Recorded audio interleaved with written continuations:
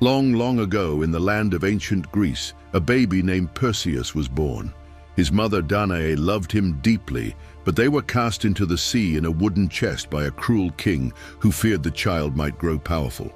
The waves carried them across the sea until they washed ashore on a quiet island where a kind fisherman took them in. Perseus grew strong, brave, and full of curiosity. But trouble soon found them again. The island's ruler, King Polydectes, wanted Danae for himself. To get rid of Perseus, he gave the boy a dangerous mission.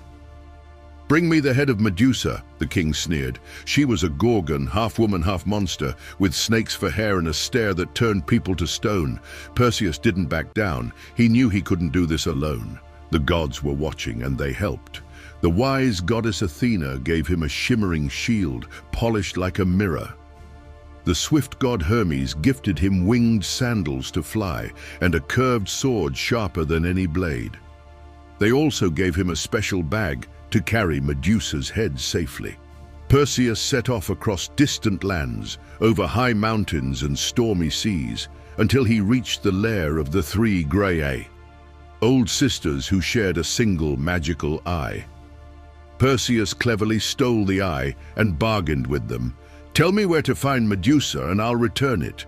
Reluctantly, they agreed. Deep in a dark cave, surrounded by statues of fallen warriors, Medusa slept.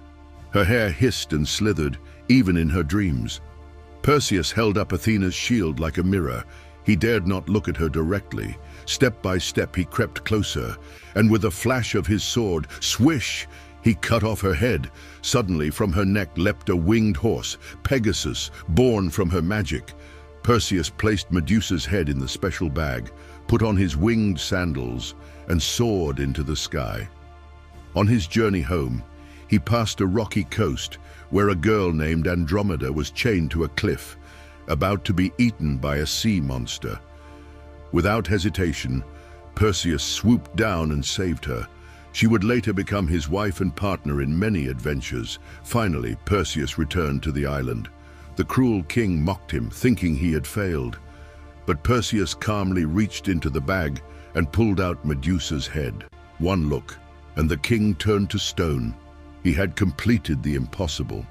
Perseus had proven that true bravery doesn't come from strength alone, but from courage, kindness, and clever thinking. Moral of the story: even the biggest fears can be overcome with bravery and wisdom.